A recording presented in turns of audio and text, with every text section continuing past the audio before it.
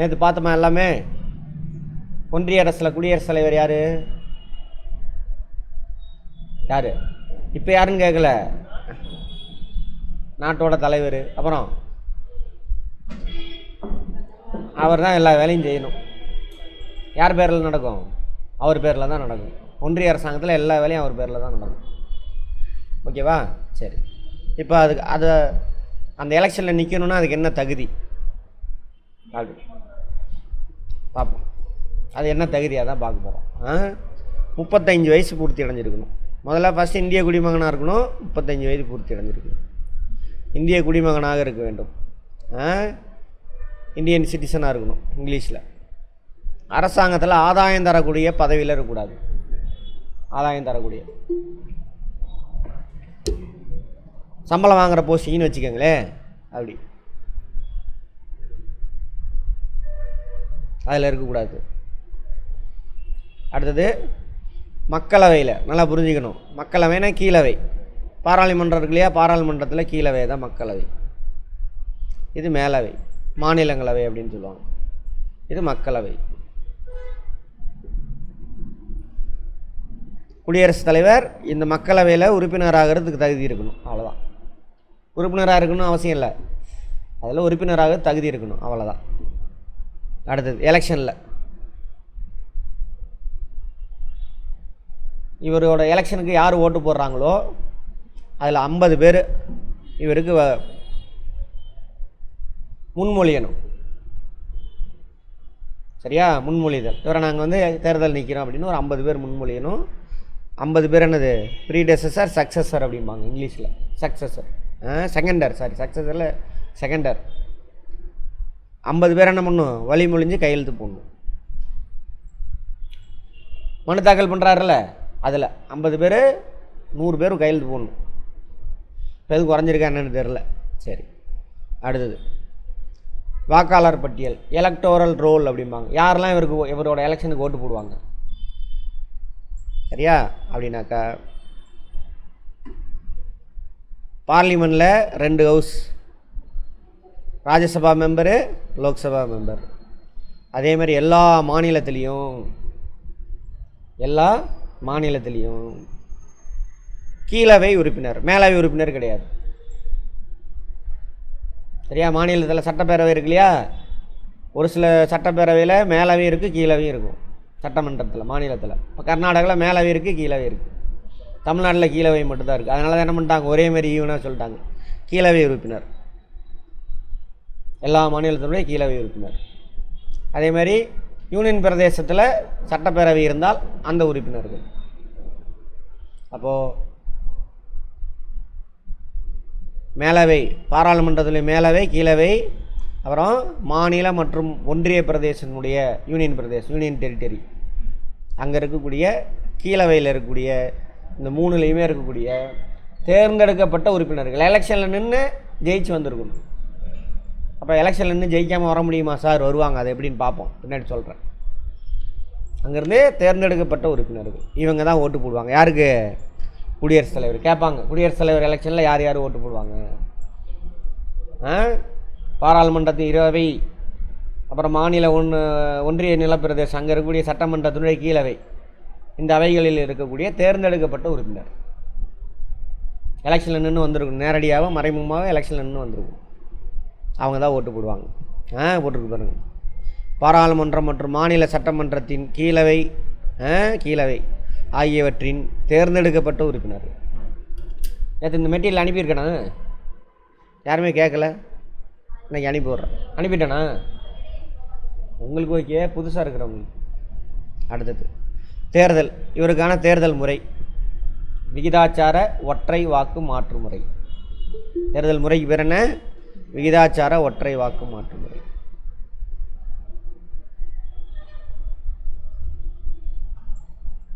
இங்கிலீஷில் proportional representation by means of single transferable vote. அதாவது MP MLA இல்லை. அப்போ ஒரு எம்எல்ஏ ஓட்டு போட்டால் அந்த தொகுதி மக்கள்லாம் அடங்குவாங்கள்ல, அப்போ அதை சிங்கிளாக மாற்றுவாங்க. ஒரு எம்எல்ஏ ஓட்டு போட்டால் இத்தனை ஓட்டு அப்படின்னு. அது எப்படி சார் கண்டுபிடிப்பாங்க? ஒரு எம்எல்ஏ அப்படின்னாக்கா மாநிலங்களினுடைய மொத்த மக்கள் தொகை. அந்த மாநிலம் இப்போ தமிழ்நாட்டில் எவ்வளோ மக்கள் இருக்காங்க? மாநிலத்தின் போட்டுக்கோங்க. மாநிலத்தின் மொத்த மக்கள் தொகை. நம்ம மாநிலத்தில் எவ்வளோ எம்எல்ஏ இருக்காங்க? இந்த ஃபார்முலா கூட கேட்பாங்க, குரூப் 2லலாம் கேட்பாங்க, பார்த்துக்கோங்க. இன்ட்டு 1/1000 இந்த ஃபார்முலா. அதேமாதிரி ஒரு எம்பியோட வாக்கு எவ்வளோ சார்? கன்வெர்ட் பண்ணிடுவாங்க. இப்போ நம்ம போடும் பொழுது இப்போ டோட்டலாக இங்கே ரிசல்ட்டு நம்ம மாநில எம்எல்ஏக்கள் 234, மாநிலத்தில் மொத்த மக்கள் தொகை போடும் பொழுது ஒரு 1000 வருதுன்னு வச்சுக்கோங்க. லட்சத்தில் வரணும், பட் 1000 வரும். ஏன்னா இந்த 1000த்தில் டிவைட் பண்ணுறோம்ல, கழிஞ்சிடும். அப்போ தமிழ்நாட்டில் ஒரு எம்எல்ஏ ஓட்டு போட்டானாக்கா ஒருத்தருக்கு 1000 ஓட்டு போட்ட மாதிரி அர்த்தம். கன்வெர்ட் பண்ணிக்குவாங்க. இப்போ ஏன்றவருக்கு 4 எம்எல்ஏ தமிழ்நாட்டிலேருந்து ஓட்டு போட்டிருக்காங்கன்னா 4000 ஓட்டு. பின்றவருக்கு 10 பேர் ஓட்டு போட்டிருக்கான் அப்படின்னாக்கா 10,000 ஓட்டு அவருக்கு கன்வெர்ட் பண்ணிடுவாங்க. அதான் என்னது ஒற்றை வாக்கு மாற்று முறை அப்படிங்கிறது. அடுத்தது விகிதாச்சாரம் அப்படின்னு சொல்லுவாங்க. விகிதாச்சாரம் திரும்ப திரும்ப நீங்கள் கேட்டுக்கலாம், அதனால் நிறைய கூட சொல்கிறேன். ஒவ்வொன்றா புரிஞ்சுக்கிட்டு அப்படி உள்ளே போயிட்டே இருக்கும். விகிதாச்சார ஒற்றை வாக்கு மாற்று முறை. ஒற்றை வாக்கு மாற்று முறைன்னு என்னென்னு பார்த்தாச்சு. அதாவது சிங்கிள் டிரான்ஸ்ஃபரபிள் ஓட். சரியா? விகிதாச்சாரம் அப்படின்னா என்ன சார்? இங்கிலீஷில் ப்ரொபோஷனல் ரெப்ரசன்டேஷன்.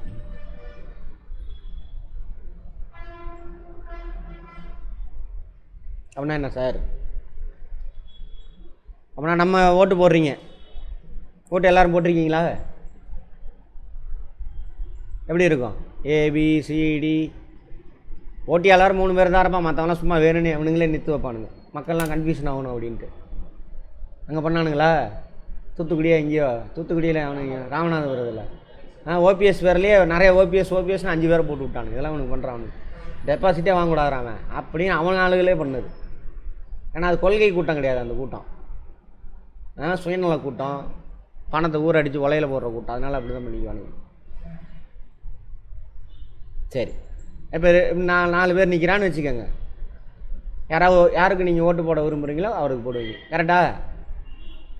நல்லா பேலட் பேப்பர் சிஸ்டம் இருக்குது, சீட்டு இருக்கும். யாருக்கு ஒரு சீல் எடுத்து வச்சிடணும். இப்போ ஏனாக்கா ஏக்கு அப்படி சீல் இப்படி இருக்கும். அது ஒரு மாதிரி இருக்கும் சீலு. இந்த இப்படி இருக்கும்.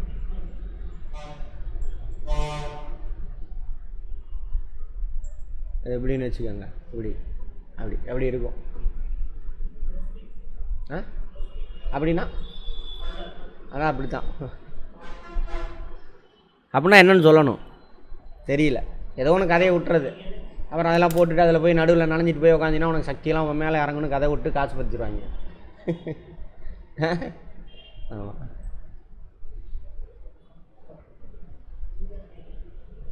விகிதாச்சாரம்.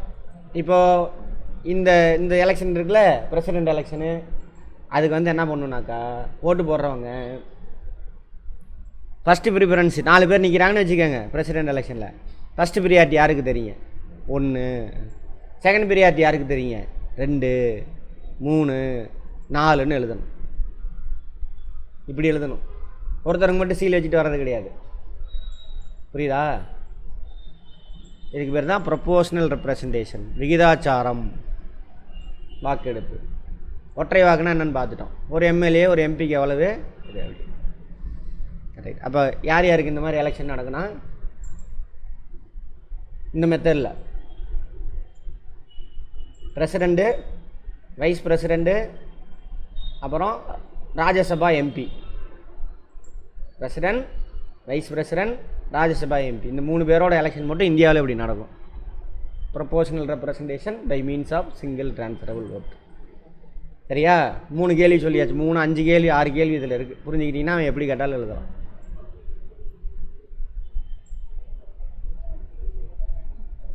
தனித்தனியாக கேட்கலாம்.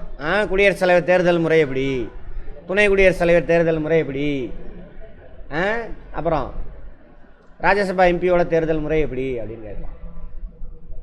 அடுத்தது பதவி காலம். ஒரு தடவை எலெக்ஷனில் நின்று ஜெயிச்சிட்டாருன்னா 5 வருஷம் பதவி காலம். 5 வருஷம் முடிகிறப்ப மீண்டும் எலெக்ஷன் நடக்கும், மீண்டுமே அவர் நிற்கலாம். அப்படி தொடர்ந்து எத்தனை தடவை வேணாலும் இந்தியாவில் பிரசிடென்ட் ஆகலாம். ஓகேவா? புரிஞ்சுக்கிட்டு வாங்க. அப்புறம் வெளிநாட்டோட கம்பேர் பண்ணலாம், அப்புறம் பேசிக்கலாம். அமெரிக்காவில் அப்படி கிடையாது. பிரசிடென்ட் எலெக்ஷன் 2 தடவை தான் நிற்க முடியும். அவர் 2 தடவை தான் பிரசிடென்ட் ஆகலாம். ஓகேவா? ரைட். ஏன்னா அது வந்துட்டு உண்மையான பவர். இங்கே நம்ம இந்தியாவில் இருக்கிற பிரசிடென்ட் டம்மி பவர். உண்மையான பவர் யார்கிட்ட இருக்கும்? பிரதம மந்திரி. Very good. பிரைம் மினிஸ்டர்கிட்ட. ரைட். அடுத்தது இவருக்கு பதவி பிரமாணம் பார்த்துருப்பீங்க. பதவி பிரமாணம் இப்போ கூட அமைச்சர்கள்லாம் ஏற்றிருப்பாங்க பதவி பிரமாணம். அது மாதிரி இவருக்கு பதவி பிரமாணம் செஞ்சு வைப்பாங்க. இவருக்கு யார் செஞ்சு வைப்பாங்க சார் அப்படின்னாக்கா, உச்ச நீதிமன்றத்தினுடைய தலைமை நீதிபதி. சரியா? உச்ச நீதிமன்றத்தில் மொத்த நீதிபதி எத்தனை? 33 + 1, 33 அதர் ஜட்ஜஸ், புஷ்னி ஜட்ஜஸ் அப்படிம்பாங்க. ஒரு தலைமை நீதிபதி. அடிக்கடி நியூஸில் வந்தால் மட்டும் அதை பார்த்து வச்சுக்கோங்க. அவரை அடிக்கடி நியூஸில் வர்றாரு தானே, கரண்ட் அஃபேரில் கேட்கலாம். அதுக்காக எல்லா நீதிபதி, உயர் நீதிமன்ற தலைமை நீதிபதியெல்லாம் படிச்சுக்கிட்டு இருக்காதிங்க. யார் பேர் அடிக்கடி வருதோ அவங்க பேர் பார்த்து வச்சுக்கோங்க. யார் தலைமை நீதிபதி? இப்போது சந்திரசூட். Okay, right. அவ்வளோதான். ஒருவேளை அந்த பதவி காலியாக இருக்குன்னு வச்சுக்கோங்க. இப்போ மாநிலத்தை கூட தலைமை நீதிபதி பதவி காலியாக இருக்கும் மாநிலத்தில், நம்ம மெட்ராஸ் உயர் நீதிமன்றத்தில். அப்போ மற்ற 33 பேர் இருக்காங்கள்ல, இதில் யார் சீனியர்? சீனியர்னால் ரொம்ப காலம் உச்ச நீதிமன்ற நீதிபதியாக இருந்திருக்காங்க. அவர் போய் பதவி பிரமாணம் செஞ்சு வைப்பார். யாருக்கு? யாருக்கு? குடியரசுத் தலைவருக்கு, பிரசிடெண்ட். எங்கே ராஜ்குமார் வரதே இல்லை? தெரியலையா? அடுத்தது இவரோட பணி தான் நேற்றே பேசியாச்சு. என்ன பணி? ஒன்றிய அரசாங்கத்தினுடைய எல்லா வேலையும் அவர் தான் பார்ப்பார். இவர் பேரில் தான் நடக்கும். இவர் தான் நாட்டோட தலைவர். நாட்டோட உண்மையான தலைவர் யாருன்னு கேட்டால் யார்? பிரதம மந்திரி. அதே மாதிரி அரசாங்கத்தின் தலைவர். அந்த நம்ம புக்கில், ஸ்கூல் புக்கில் தப்பாக எழுதியிருக்காங்க. அரசாங்கம், ஒன்றிய அரசாங்கத்துக்கு தலைவர் இவர் தான். சரியா? ஒன்றிய அரசாங்கத்துக்கு உண்மையான தலைவர் யாருன்னு கேட்டாங்க யார்? பிரதம மந்திரி. அங்கே அவனுங்க அரசாங்கத்தின் தலைவர் பிரதம மந்திரின்னு போட்டு விட்டானுங்க. அப்படி போடக்கூடாது. அரசாங்கத்துக்கு இவர் தான் தலைவர், நாட்டுக்கு இவர் தான் தலைவர். சரி, பரவாயில்ல. அடுத்தது வெளிநாட்டுடன் ஒப்பந்தம் போடுறது, வெளிநாட்டுக்கு தூதுவர்கள் அமைக்கிறது, வெளிநாட்டிலேருந்து வரவங்களை வரவேற்கிறது எல்லாமே இவர் தான் பண்ணுவார். அல்லது இவர் சார்பில் யாராவது பண்ணுவாங்க. இவர்னா யார்? மறைமுகமாக யார்? அவர் சும்மா டம்மி, கையெழுத்து போடுறதெல்லாம். மறைமுகமாக யார் முடிவு பண்ணுவான்? அமைச்சரவை. சரியா? ஆமாம். நான் இங்கே இவர் எங்கெங்கெல்லாம் ஹைலைட் பண்ணி சொல்கிறோமோ, எழுதும் பொழுது யாருன்னு கேட்பாங்க, இவர் தானே எழுதிடணும். பட் நம்ம புரிஞ்சு வச்சுருக்கிறது என்னது? என்ன புரிஞ்சு வச்சுக்கணும்? அமைச்சர் அவங்க தான் முடிவு எடுப்பாங்க. இப்போ ஆளுநர்லாம் மாற்றினார், குடியரசுத் தலைவர்னு பேப்பரில் வரும். அப்படின்னா யார் மாற்றினாங்கன்னு அர்த்தம்? அவங்க தான் உண்மையிலே பண்ணியிருப்பான். அவர் சும்மா கையெழுத்து. கேளுங்க கேளுங்க. பேர் யார்? சொல்லுங்கம்மா. ஏம்மா உடம்பு சரியில்லையா? சொல்லுங்கள்.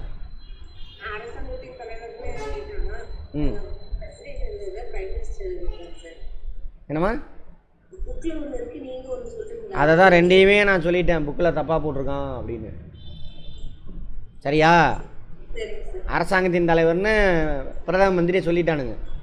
பிரதம மந்திரி தானே போட்டிருக்கு. ஆனால் அதை அப்படி சொல்லக்கூடாது, அது தப்பு. ஆனால் நீங்கள் புக்கில் உள்ளதே ஃபாலோ பண்ணுங்கள். நாட்டின் தலைவர் குடியரசுத் தலைவர், நாட்டின் உண்மையான தலைவர் குடியரசுத் தலைவர், சரி பிரதம மந்திரி. அதேமாதிரி நாட்டின் அரசாங்கத்தின் தலைவர் பிரதம மந்திரி, சரி குடியரசுத் தலைவர். உண்மையான தலைவர் தான் யார்? பிரதம மந்திரி. இதை தெளிவாக சொல்லணும், சொல்ல மாட்டேங்கிறானுங்க. அங்கே என்ன போட்டானுங்க? நாட்டின் தலைவர்னு குடியரசுத் தலைவர். புக்கில் இதையே ஃபாலோ பண்ணிக்கங்க, பரவாயில்ல. ஏன்னா புக்கில் உள்ளதான் ஆன்சராக வரும். அரசாங்கத்தின் தலைவர் பிரதம மந்திரி. புக்கில் இருக்கிறத ஃபாலோ பண்ணுங்கள். நாட்டின் தலைவர் புக்கில் எப்படி இருக்குது?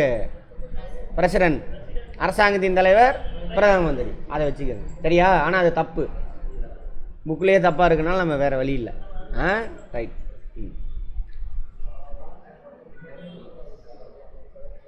அதான் இது என்ன அவதி அவதியாக தானே அந்த புக்கு எழுதுனானுங்க. புக்கே பாருங்கள், படிக்க கொடுமையாக இருக்கும். பழைய புக்கு எடுத்து பாருங்கள், சூப்பராக இருக்கும். 2011 வந்த புக்கு சூப்பராக இருக்கும்.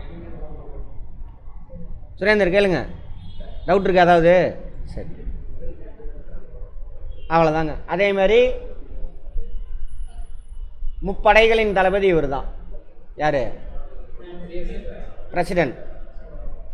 கவனிங்க, பேசாதீங்க. முப்படைக்கு தளபதி யார்? பிரசிடென்ட். அதில் ஒருத்தர் தலைவரை பற்றியாக போட்டுக்கிறாங்க, தரைப்படைக்கு யார் தளபதி? அவர் தான் அப்படின்னு. அவருக்கு மேலே யார்? பிரசிடென்ட் தான். அதே மாதிரி ஒரு நாடு மேலே போர் தொடுக்கிறது சரியா, அதுக்கான ஆர்டர் இவர் தான் போடுவார். அதே மாதிரி போர் தொடுத்துக்கிட்டு இருக்கோம், போர் என்ன பண்ணலாம், நிறுத்திக்கலாம் அப்படின்னு சொல்கிறது இவர் தான். யார்? பிரசிடென்ட். பிரசிடென்ட்னா யார்? மறைமுகமாக நேரடியாக பிரசிடெண்ட்டுங்க. அப்படின்னா யார்? ஆக்சுவலாக யார்? தலைமையிலான அமைச்சரவை. பிரதம மந்திரி மட்டும் கிடையாது, பிரதம மந்திரி தலைமையில் அமைச்சரவை. பிரதமரே ஒன்று சொல்கிறாரு, போய் இதை செய்யுங்க அப்படின்னு. பிரசிடென்ட் என்னன்னு சொல்லணும், நீங்கள் அமைச்சரவையில் தீர்மானம் போட்டு எடுத்துகிட்டு வாங்க. அப்போ தான் புரிஞ்சுதா? அமைச்சர் ஏதோ ஒன்று கொண்டுட்டு போகிறான், அமைச்சரவையில் போய் தீர்மானம் போட்டு எடுத்துக்குவாங்க. தனிப்பட்ட அமைச்சர் சொன்னாலும் கேட்க மாட்டான். புரிஞ்சுதா? ஏன் மக்களாட்சி ஒரு ஆள் தனியாக டெசிஷன் எடுக்கக்கூடாது. அமைச்சரவைனா 72 பேர் இருப்பான், அதில் பெரும்பான்மையான அமைச்சரவையில் தீர்மானம் நிறைவேறின்னு சொல்கிறாங்கள. அப்போ 72 பேர்னா பெரும்பான்மை. 36 பேர் அட்லீஸ்ட் அதுக்கு ஒப்புதல் கொடுத்துருக்கணும். கொஞ்சம் பேர் ஒப்புதல் கொடுக்கலாம் பரவாயில்ல, பெரும்பான்மை உறுப்பினர் ஒப்புதல் கொடுத்தா நிறைவேறின்னு. சரியா? ரைட், அவ்வளோதான்.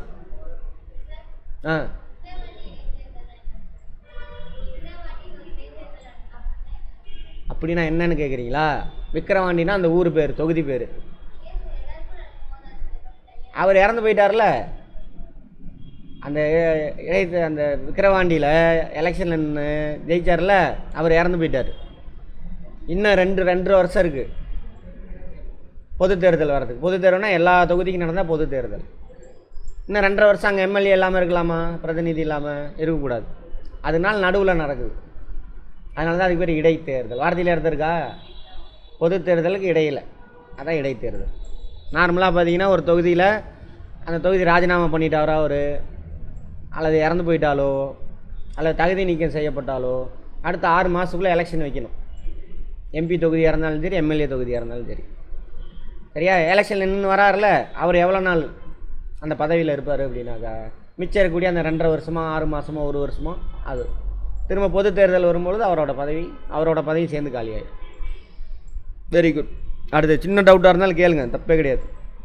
நான் சொல்லி கொடுத்துட்டு அடுத்த தடவை கேட்குறப்ப தப்பாக சொன்னீங்கன்னா எனக்கு கோவம் வந்துடும்.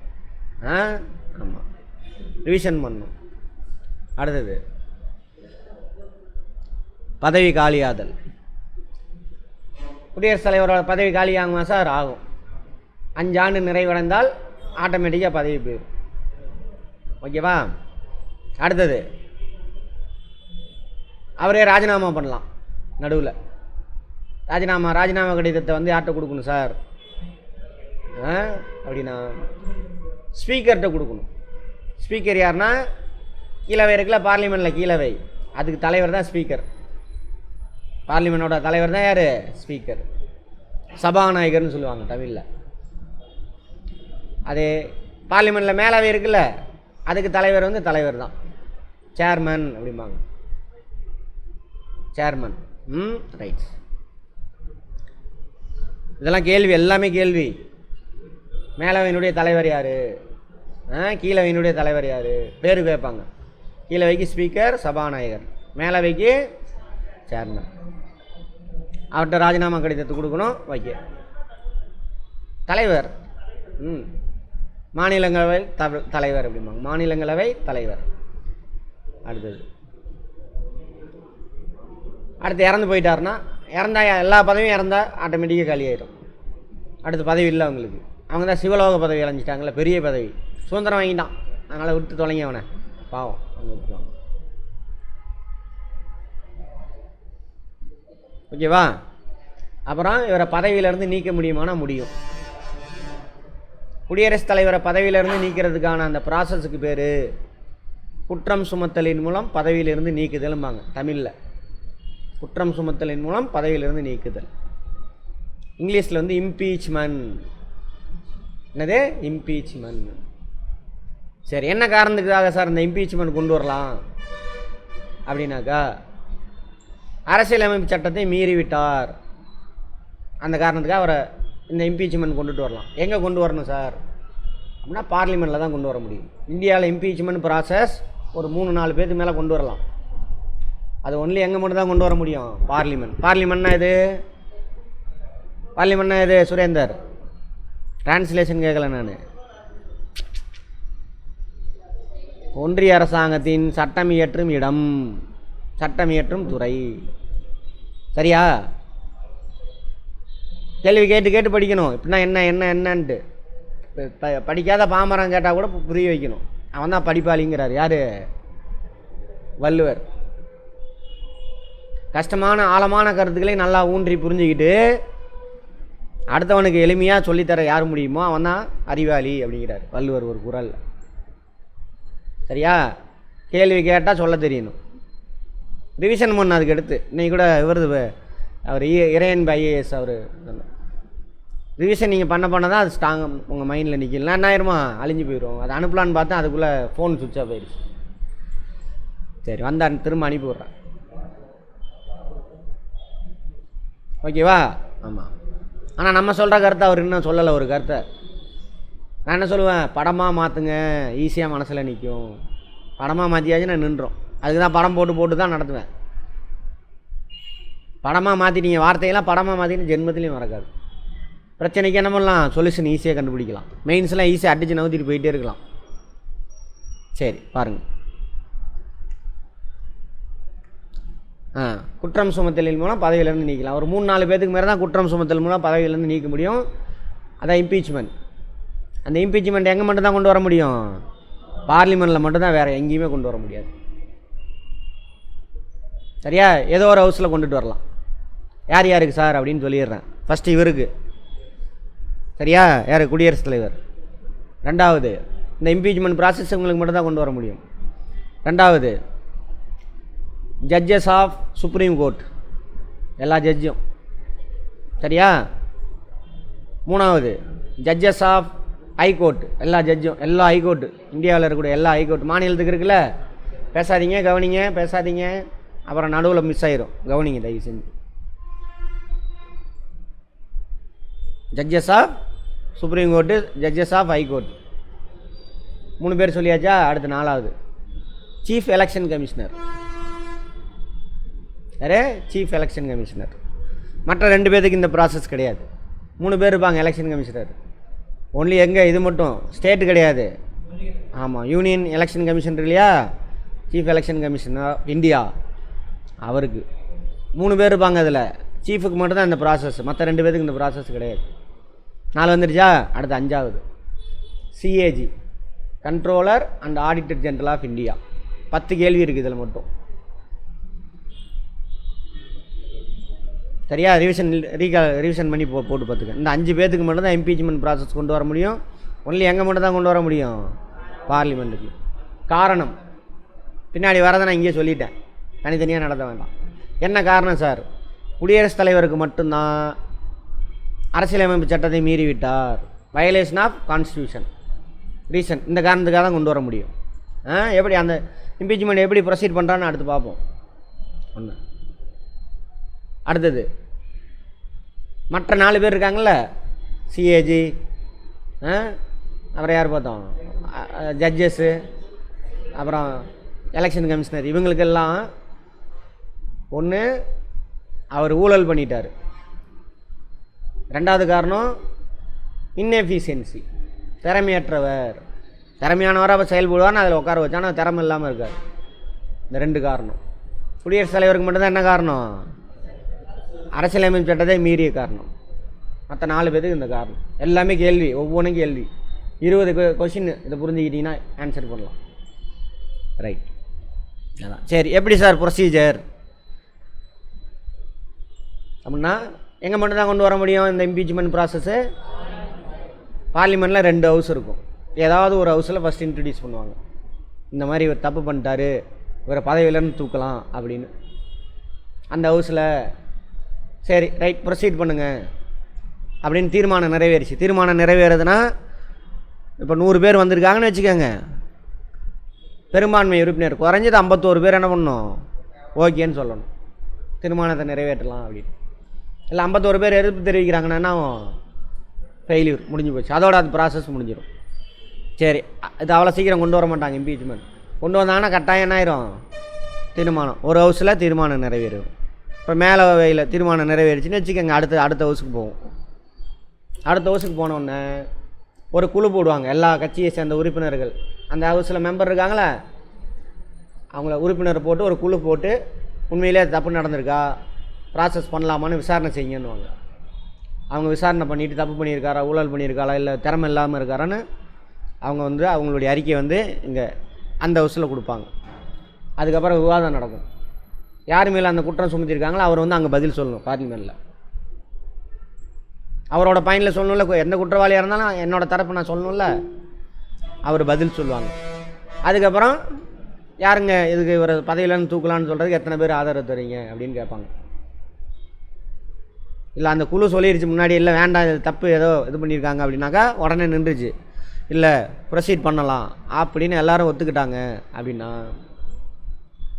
தீர்மானம். எத்தனை பேர்ப்பா, 200 பேர் வந்திருக்கான், அப்போ 101 பேர் என்ன பண்ணணும், பதவியிலேருந்து தூக்கிடலான்னு சொல்லியாச்சுன்னா பதவி போயிடும்.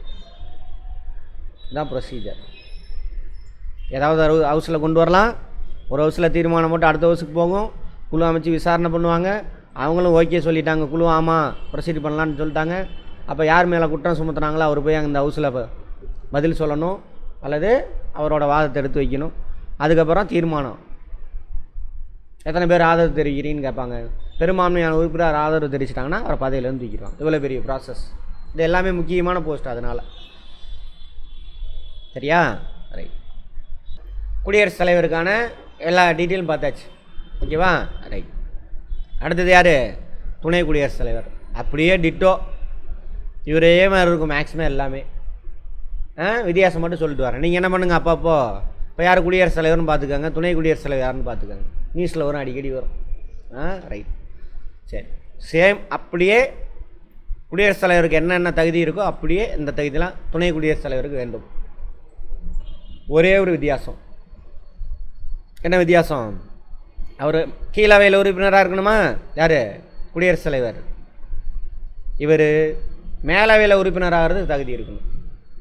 குடியரசுத் தலைவருக்கு கீழவையில் உறுப்பினராகிறது தகுதி இருக்கணும், துணை குடியரசுத் தலைவருக்கு மேலவையில் உறுப்பினராகிறது தகுதி இருக்கணும். உறுப்பினராக இருக்கணும்னு அவசியம் இல்லை. ஓகேவா? நீங்கள் எல்லா சப்ஜெக்டும் அட்டன் பண்ணியாச்சாம்மா? நீங்கம்மா மேக்ஸ் மட்டும் அட்டன் பண்ணல, இது 2வது தடவையா? சரி, அட்டன் பண்ணுங்க. ஆனால் சொல்ல மாட்டேங்கிறீங்களே, பரவாயில்ல, நான் நேற்று கொஞ்சம் ஆன்சர் பண்ணிங்க. அடுத்தது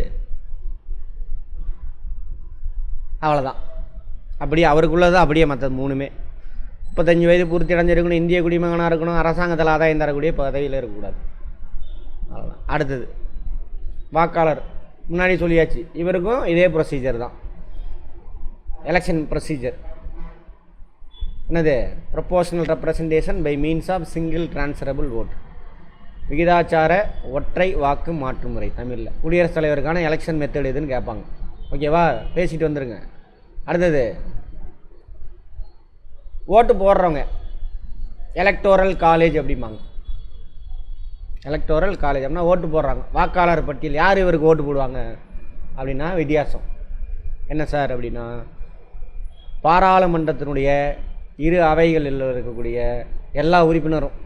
அங்கே என்ன சொன்னேன், தேர்ந்தெடுக்கப்பட்ட உறுப்பினர்னு சொல்லியிருப்போம். இங்கே எல்லா தேர்ந்தெடுக்கப்பட்ட நியமன உறுப்பினர் 2 பேரும். கொஞ்சம் பேரை குடியரசுத் தலைவர் நியமனம் செய்வார் 2 ஹவுஸுக்கும். அவங்க குடியரசுத் தலைவர் எலெக்ஷனில் ஓட்டு போட முடியாது. ஆனால் இதில் குடியரசுத் தலைவர் நியமனம் செஞ்சவங்க, எலெக்ஷன்னு வந்தவங்க எல்லாருமே ஓட்டு போடுவாங்க. இவங்களுக்கு யார் ஓட்டு போட மாட்டாங்க, எம்எல்ஏஸ்க்கு ஓட்டு போட மாட்டாங்க. எங்கே? துணை குடியரசுத் தலைவருக்கு. குடியரசுத் தலைவருக்கு எம்எல்ஏ ஓட்டு போடுவாங்க, பட் நியமன உறுப்பினர் ஓட்டு போட மாட்டாங்க. ஓகேவா? கிளியரா? அடுத்தது வாக்குமுறை முடிஞ்சிச்சு, பதவிக்காலம் அதே தான். ஒரு தடவை எலெக்ஷன் நின்று ஜெயிச்சான்னா 5 வருஷம், மீண்டும் மீண்டும் எத்தனை தடவை வேணாலும் நின்றுக்கலாம், நோ ப்ராப்ளம். பதவி பிரமாணம் இனிமேல் குடியரசுத் தலைவருக்கு மட்டும்தான் யார் பண்ணுவார்? உச்ச நீதிமன்ற தலைமை நீதி. மற்ற எல்லாத்துக்கும் இவர் தான்.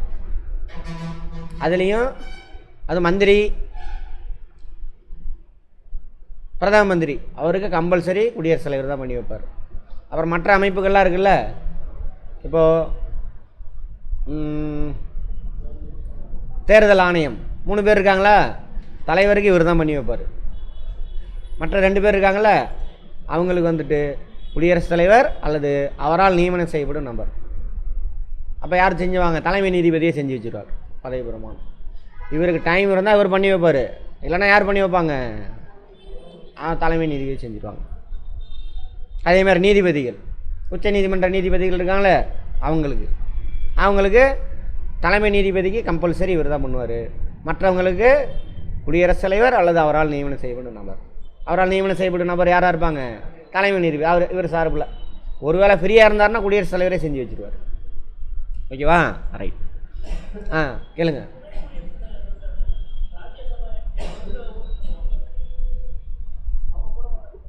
நான் தான் சொன்னனே, 2 ஹவுஸினுடைய தேர்ந்தெடுக்கப்பட்ட மற்றும் நியமன உறுப்பினருக்கு தான் ஓட்டு போடுவாங்க. அப்படி தானே சொன்னேன்? அப்படி தானே சொன்னேன் நான். அதே தான். சொல்லுங்க. யார் சொன்னது? நானா? நான் நேற்று இதை பற்றி பேசவே இல்லையே. வேறு எங்கேயாவது வீடியோ பார்த்தீங்களா? சரி, எங்கேயாவது வீடியோ பார்த்துருப்பீங்க. ரைட். அடுத்தது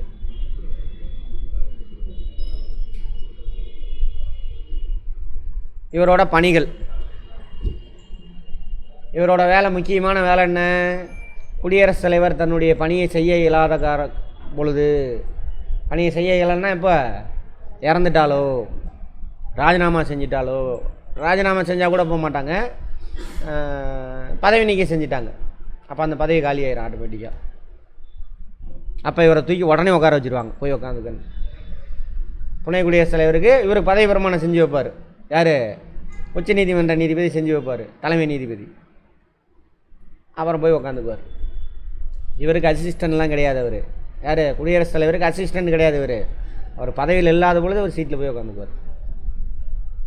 சரி, இது எப்பயாவது தான் நடக்கும் இந்த மாதிரி இன்சிடென்ட். எனக்கு தெரிஞ்சு இப்படி நடந்ததே இல்லை. குடியரசுத் தலைவர் பதவியில் இருக்கும்பொழுது இறந்தது எனக்கு நான் பிறந்ததுலேருந்து இல்லை, அதுக்கு முன்னாடி நடந்திருக்கு.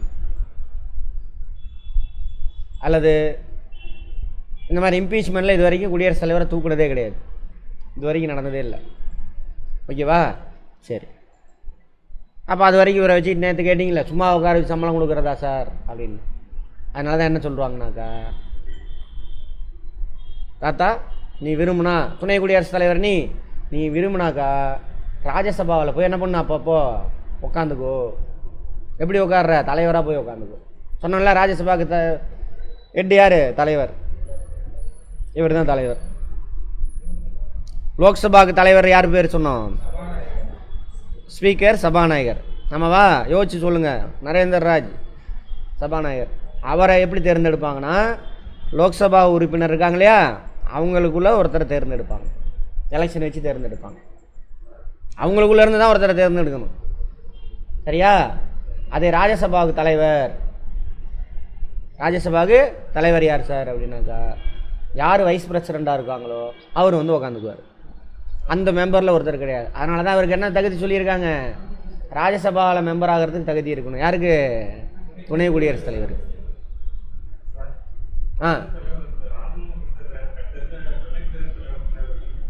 ஸ்பீக்கர்கிட்ட தான் போய் கொடுப்பாங்கன்னு நினைக்கிறேன். துணை குடியரசுத் தலைவரா? சரி, ரைட்டு, மாற்றிக்கலாம். ஆனால் கடைசியில் அது ஸ்பீக்கர்கிட்ட போகும், அது மக்களவைக்கு தான் போகும். துணை குடியரசுத் தலைவரா? சரி, ரைட், பார்ப்போம். இன்னொரு தடவை செக் பண்ணி சொல்கிறேன், ஞாபகப்படுத்துங்க அதை மட்டும். அடுத்தது என்ன பேசிக்கிட்டு இருந்தோம்?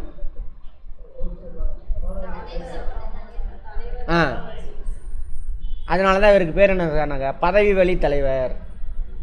குடியரசுத் தலைவர் பதவியில் இருக்கிறதுனால ராஜ்யசபாவுக்கு அவர் தலைவராக வராரு. அதனால தான் ராஜ்யசபா தலைவர் இருக்காங்களே, அதுக்கு பேர் என்ன சொல்லுவாங்கன்னா பதவி வழி தலைவர் அப்படிம்பாங்க. அந்த ஹவுஸில் மெம்பராக இருக்கிறவங்க தலைவராக வரமாட்டாங்க.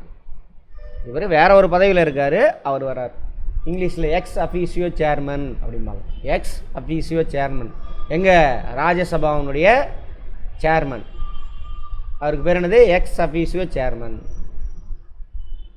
ஓகேவா? ரைட். அடுத்தது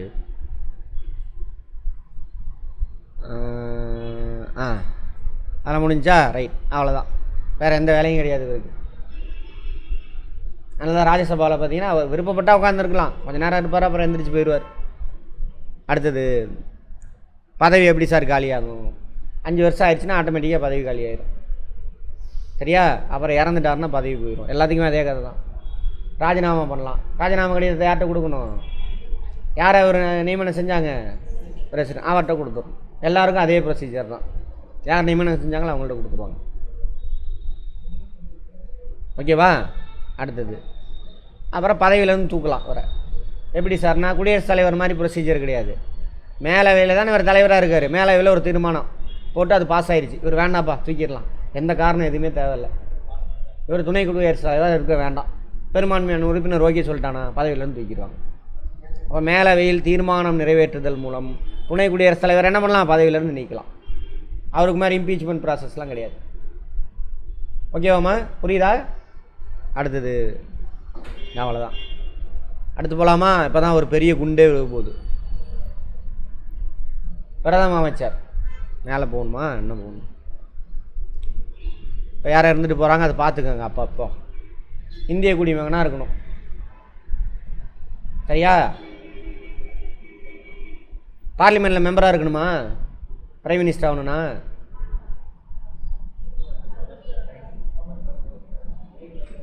பார்லிமெண்ட்டில் மெம்பராக இருக்கணுமான்னு கேட்டான், அவ்வளோதான். ஆமாவா? ஆமாவா? ஜனாவா? வர அட்டன் பண்ணாதவங்க சொல்கிறது தப்பு கிடையாது. கிளாஸ் அட்டன் பண்ணவங்க தப்பாக சொல்கிறீங்க. பிரதமராக ஒருத்தர் ஆகணுன்னாக்கா அவர் பார்லிமெண்ட்டில் மெம்பராக இருக்கணும்னு அவசியம் கிடையாது. பட் பார்லிமெண்ட்டில் ஏதாவது ஒரு ஹவுஸில் மெம்பர் ஆகிறதுக்கு தகுதி இருக்கணும். நான் கேட்டதை சொல்ல மாட்டேன்ட்டீங்க. அவ்வளோதான் பிரைம் மினிஸ்டர் ஆகிறதுக்கு தகுதி. சரியா? ரைட். பிரைம் மினிஸ்டர் யார் அப்பாயின்மெண்ட் பண்ணுவா? பிரசிடென்ட் தான். எப்படி சார் அப்பாயின்மெண்ட் பண்ணுவார்? நியமனம் செய்வார். மற்றவங்கள இவங்க எல்லாத்தையும் அவரோட பணியை செய்கிறதுக்கு மற்ற எல்லாத்தையும் குடியரசுத் தலைவர் தான் அப்பாயின்மெண்ட் பண்ணுவார். குடியரசுத் தலைவர் தான் நியமனம் செய்வார். பதவி பிரமாணம் அவர் தான் செஞ்சு வைப்பார். யார் சார் குடியரசுத் தலைவர் பிரைம் மினிஸ்டர் உட்கார வைப்பார் அப்படின்னாக்கா, பார்லிமெண்ட் இருக்கு இல்லையா? பார்லிமெண்ட்டில் எத்தனை அவை இருக்குது? 2 அவை இருக்குது.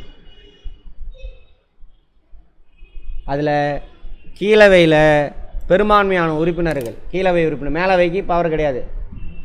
கீழவையில் பெரும்பான்மையான உறுப்பினர் யாரை கை காட்டுறாங்களோ, அது நாயோ பேயோ பிச்சைக்காரனோ பொறுக்கியோ யாரோ திருடனோ யாரோ ஒருத்தன் முளை மாதிரியோ முடிச்ச வைக்கோ ஏதோ ஒன்று, இதில் பெரும்பான்மையான உறுப்பினர் யாரை கை காட்டுறானோ அவன் தான் யார்? அப்போ மொத்தம் எத்தனை சீட்டு கீழவையில்? 543 + 2. அதனால தான் பெரும்பான்மையில்னு சொல்கிறாங்களா? பத்தலை. அதனால தான் வேறு கட்சிக்காரனை கூப்பிட்டுட்டான், நீங்கள் எனக்கு சப்போர்ட் பண்ணு. இப்போ கூட்டணி கட்சி, அதான் சொல்லிட்டேன். எந்த கட்சிக்கு பெரும்பான்மை உள்ளதோ அல்லது கூட்டணி கட்சிகள் இருக்கோ பெரும்பான்மைன்னா என்ன அர்த்தம்? 543 பெரும்பான்மை எவ்வளவு? 272. அதான் 272 202 கூட்டிகிட்டே இருந்தானுங்க. இதுக்கு தான் இது. அப்போ பிரைம் மினிஸ்டர் மக்கள் நேரடியாக தேர்ந்தெடுக்கிறது கிடையாது. ஆமாவா? கீழவை உறுப்பினரை தேர்ந்தெடுத்துருவீங்க.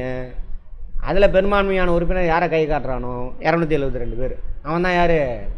குடியரசுத் தலைவர். வாப்பா தம்பி ராசா அப்படின்னு கூட்டிகிட்டு போய் பதவி பிரமாணம் செஞ்சு வச்சு பிரைம் மினிஸ்டர் ஆக்கிடுவார். இனிமேல் நீ சொல்கிறது தான் நான் செய்வேன், பார்த்துக்கோ. ஒரு படத்தில் கூட, என்ன படம், படையப்பாவில், இனிமேல் நீ தான், உன் பின்னாடி நான் வரேன் அப்படின்ற சிவாஜி கிளம்புவார்ல, அது மாதிரி. எந்த இடத்துலையும் சுயமாக குடியரசுத் தலைவர் முடிவே எடுக்க முடியாது. இவர் தான் ஒரே ஒரு இடத்துல பண்ண முடியாது. அப்புறம் சொல்லித்தரேன், ஃபஸ்ட்டு இதெல்லாம் புரிஞ்சுக்கங்க. நீங்கள் புரிஞ்சுட்டு வந்து நிறையா டவுட்டு கேட்டிங்கன்னா தான் சொல்லி தருவேன். இதுவே அதிகம் ஓவர்லோடு. போய் கேட்டு பாருங்கள். பாஸ் ஆகி போனவன்ட்டு இதெல்லாம் கேட்டிங்கன்னா தெரியாது. கேட்கப்பக்காமா புரிஞ்சுக்க ட்ரை பண்ணுங்கள், கேளுங்க. இதெல்லாம் தெரியாமல் தான் ஓட்டு போட்டுக்கிட்டு இருக்கிறோம் நம்ம இத்தனை வருஷமாக. நம்ம தானே ஏதோ எலெக்ஷன் நடக்குது, அன்றைக்கி லீவ் விட்றானுங்க, போடுறா குத்துறா, நம்ம அப்பா சொல்லி கொடுத்தவன், நம்ம தலைவன் நின்றுட்டான், நடிகர் தலைவர் வந்துட்டார் அப்படின்னு ஓட்டை போட்டு வந்துடுறோம். நம்ம தானே. சரி, பரவாயில்ல, தப்பு இல்லை. அது மாதிரி நம்ம சொசைட்டி அது மாதிரி ஃப்ரேம் பண்ணிட்டானுங்க. அப்போ தானே என்ன பண்ண முடியும், உங்களாம் மேய்க்க முடியும். கொள்ளையடிக்கலாம் நாங்கள் ஈஸியாக. உட்காந்து எல்லா பணத்தையும் எல்லா உயர் பகுதியிலும் உட்காந்து கொள்ளையடிச்சிட்டு இருக்கிறானுங்க நல்லா. வேறு எவனாவது போனாக்கா அவனை பொய்யா திருடிட்டான் அப்படின்னு 1,70,000 கோடி அப்படின்னு பொய்யை சொல்லி அவனை தூக்கி உள்ளே வைக்கிறது, எல்லா வேலையும் பண்ணுறது. சரி, அதை விட்டுருங்க, அவ்வளோதான். அப்போ பிரதமராக ஆகிறதுக்கு என்ன இல்லை, தகுதி இருக்குது, இந்திய குடிமகனாக இருக்கணும், அதெல்லாம் ஓகே. மெம்பராக உறுப்பினராக இருக்கணும்னு அவசியம் இல்லை. ஆனால் ஏதாவது ஹவுஸில் மெம்பர் ஆகிறதுக்கு தகுதி இருக்கணும். சரியா? ரைட், ஓகே, அது பார்ப்போம். நான் பிரைம் மினிஸ்டராக பதவி ஏற்றுக்கிட்டு அடுத்த 6 மாதத்துக்குள்ளே பிரைம் மினிஸ்டர் பதவி ஏற்றுக்கிட்டு பார்த்திபன் கவனிங்க, மிஸ் பண்ணிடாதீங்க. பதவி ஏற்ற அடுத்த 6 மாதத்துக்குள்ள என்ன பண்ணணும், ஏதாவது ஹவுஸில் மெம்பர் ஆகிடணும். இப்போ பிரைம் மினிஸ்டர் பதவி ஏற்றுக்கிறதுக்கு அதே மாதிரி தான் மினிஸ்டருக்கும் பதவி மெம்பராக இருக்குன்னு அவசியம் கிடையாது. அந்த மினிஸ்டராவோ பிரைம் மினிஸ்டராவோ பதவி ஏற்றுக்கிட்டு 6 மாதத்துக்குள்ள என்ன பண்ணணும், ஏதாவது ஒரு ஹவுஸில் மெம்பர் ஆகிடும். அவ்வளோதான். புரிஞ்சுதா? ரைட், அவ்வளோதான். இவர் நியமனம் செய்கிறது யார்? குடியரசுத் தலைவர். யாரை கூப்பிட்டு வந்து உட்கார சொல்லுவாங்க? மக்களவையில். பார்லிமெண்ட்டில் கீழவை தான் மக்களவை, ஹவுஸ் ஆஃப் காமன் அப்படிம்பாங்க இங்கிலீஷில். லோக்சபா இன்னொரு பேர் இங்கிலீஷில். அந்த வார்த்தையெல்லாம் பார்ப்பேன், பின்னாடி சொல்கிறேன். பெரும்பான்மை கட்சி அல்லது பெரும்பான்மை கூட்டணி கட்சிகளின் தலைவர். இவர் தான் எங்கள் தலைவர்னு. யார்? லோக்சபாவில் மெம்பராக இருக்கக்கூடியவங்கள பெரும்பான்மையான உறுப்பினர் இவர் தாங்க எங்கள் தலைவர், இவர் தான் பிரைம் மினிஸ்டர் ஆக்குங்க அப்படின்னு கை கட்டுவாங்க. அதுதான் சொல்கிறாங்க. அடுத்தது பதவி காலம். பிரதம மந்திரிக்கு பதவி காலம் எவ்வளவு? 5 வருஷம். அப்படின்னா தப்பு. பிரசிடெண்ட் விரும்புகிற வரைக்கும் தான் இருக்க முடியும், 5 ஆண்டு கிடையாது. சரியா? புதுசாக நம்ம கிளாஸ் அட்டன் பண்ணுறோம், வித்தியாசமாக பார்க்குறீங்க, என்னடா அது இருந்தாலும் வித்தியாசமாக சொல்கிறான் அப்படின்னு. குடியரசுத் தலைவர் விரும்புகிற வரைக்கும் தான். குடியரசுத் தலைவர் எது வரைக்கும் விரும்புவார்? பார்லிமெண்ட்டுன்னு சொன்னாக்க எனக்கு கோபம் வந்துடும். அஸ்வதி பார்லிமெண்ட்டா? எங்கே பெரும்பான்மையான உறுப்பினர் சொன்னாங்க? மக்களவை. அப்படி சொல்லுங்கள். சரியா? அட்டன் பண்ணவங்க போய் தப்பு சொல்லக்கூடாது, கரெக்டாக யோசிச்சு சொல்லுங்கள், கரெக்டாக ஒவ்வொரு வார்த்தையும்.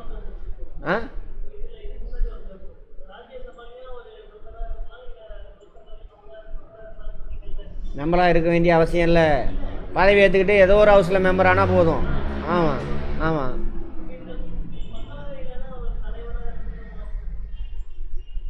ஏதோ ஒரு ஹவுஸில் மெம்பர் ஆனால் சரி. சரியா? இங்கே பாருங்கள், அதை விட்டுருங்க, இந்த ஆர்டரில் போங்க. 2 ஹவுஸ்லேயும் மெம்பராகவே இருக்க வேண்டாம். சரியா? இவங்க யார்? கீழவை உறுப்பினர் பெரும்பான்மையானவர் யாரை கை காட்டுறானோ அவன் தான் யார்? Prime minister. கீழவையில் மெம்பராக இருக்கணும்னு அவசியம் கிடையாது. கீழவையில் நான் தான் சொன்னேன், அந்த ஹவுஸில் மெம்பராக கூட இருக்கணும்னு ஹவுஸில். ரோட்டில் போகிற ஒரு பிச்சைக்காரன் வந்தாங்க எங்கள் தலைவனை கூப்பிட்டு வந்து அவன் கை காமிச்சானா அவன் தான் பிரைம் மினிஸ்டர். ஓகேவா? அடுத்து பதவி ஏற்றுக்கிட்டு 6 மாதத்துக்குள்ள என்ன பண்ணணும், ஏதோ ஒரு ஹவுஸில் மெம்பர் ஆனால் போதும், ஆனால் அவர் பிரைம் மினிஸ்டர். புரிஞ்சுதா? ஆயிட்டா மேலே இது மெம்பர் தான் அவர். நல்லா கவனிச்சிங்க, அமைச்சர்கள் 2 ஹவுஸ்லேயும் போய் பேசுவாங்க, வாட்ச் பண்ணுங்கள். லோக்சபா டிவிலாம் இருக்குல்ல, ராஜ்யசபா டிவி, 2 ஹவுஸ்லேயும் கேள்வி கேட்பாங்க எதிர்கட்சிகள். அங்கே போய் அங்கே பதில் சொல்லணுங்க. முன்னாடி பிளான் பண்ணிடுவாங்க. பார்லிமெண்ட் கூடுறதுக்கு முன்னாடியே 2 ஹவுஸுக்கும் தலைவர்கள் எல்லா கட்சிக்காரங்க தலைவரையும் வச்சு மீட்டிங் போடுவாங்க. மீட்டிங் போட்டு இதுதான் ப்ரொசீஜர் அப்படின்னு யார் கேள்வி கேட்கணும் முன்னாடி 14 நாளைக்கு முன்னாடியே என்ன பண்ணணும், அந்தந்த ஹவுஸ் தலைவர்கிட்ட என்ன பண்ணணும், பர்மிஷன் வாங்கணும். அவர் பிளான் போட்டுருவார். இந்த கேள்வி அந்த அமைச்சர்கிட்ட சொல்லுங்கள், இந்த டிபார்ட்மெண்ட்டு இந்த அமைச்சர்கிட்ட கொடுங்க, இன்றைக்கி இத்தனை மணிக்கு உங்களுக்கு இந்த டைமில் இந்த கேள்வி கேட்பாங்க, நீங்கள் இங்கே வந்துடணும் அப்படின்னு அதெல்லாம் பிளான் பண்ணிக்குவாங்க. போவாங்க 2 ஹவுஸுக்குமே போகலாம் அவங்க 2 பேருமே. சரியா? ரைட். அடுத்தது வெரி குட். அடுத்தது யாரை பார்த்துக்கிட்டு இருக்கோம்? பிரைம் மினிஸ்டர் பார்த்துக்கிட்டு இருக்கோமா? ரைட். அவர் குடியரசுத் தலைவர் விரும்புகிற வரைக்கும் இருக்கலாம். எது வரைக்கும் சார் குடியரசுத் தலைவர் விரும்புவார் அப்படின்னா, மக்களவையில் பெரும்பான்மையான உறுப்பினருடைய ஆதரவு இருக்கிற வரைக்கும் இருப்பார். அதனால தான் பார்த்தீங்கன்னா நித்தியும் சந்திரபாபு அப்படியே எந்திரிச்சு போய் கட்டி பிடிப்பார் தலைவர். அதுக்கு முன்னாடி இப்படியே நிற்கிறார். ஓடி போய் அவனோட ஆதரவுலாம் ஆட்சி கவுந்துடும். அதனால தான் எதிர்கட்சிலாம் சொல்லிகிட்டு இருப்பாங்க, என்ன சொல்லிகிட்டு இருக்காங்க, எப்போ வேணாலும் ஆட்சிக்கு வரும் அப்படின்னு. ஏன்னா 272 அந்த நம்பர் அப்படியே பம்புறது அப்படியே. ரைட். அதுக்கு முன்னாடி நிதிஷை படாத பாடுபடுத்தினாங்க. ஆமாம், படாத பாடுபடுத்தினாங்க. அப்படியே எந்திரிச்சா வந்தோன்னா அப்படியே அவருக்கு கெத்தாயிட்டார். டேய் தம்பி, நான் இல்லைன்னா நீ இல்லை அப்படின்ட்டு. அடுத்தது இதுதான் சரியா? அடுத்தது இன்னும் நம்ம ஆளுங்க ஒரு சிஎம் இருக்கிறப்ப காலையே விழுந்துக்கிட்டு கிடந்தானுங்க. ஏன்னு பார்ப்போம். அடுத்தது காலில் ஹெலிகாப்டர் பறக்கிறப்ப செருப்பு கழட்டி விட்டு ஹெலிபேரில் படுத்து விழுகிறது, கையெடுத்து கும்பிட்றது, அதெல்லாம் ஏன்னு பார்ப்போம். இருங்க. அடுத்தது பணிவெலாம் கிடையாது, பாசெல்லாம் கிடையாது, பார்ப்போம். சரி, இவரோட பணிகள் சரியா? இவர் தான் நாட்டோட அரசாங்கத்துக்கு உண்மையான தலைவர் சரியா? எல்லா பணிகளும் மேற்பார்வை செய்கிறவர் இவர் தான். சரி, அப்புறம் மந்திரிகளை நியமனம் செய்வது இவர் தான் கை காட்டுவார். குடியரசுத் தலைவர் தான் நியமனம் செய்வார் மந்திரிகளை. இவர் யாரை கை காட்டுறாரோ அவர் தான் மந்திரி.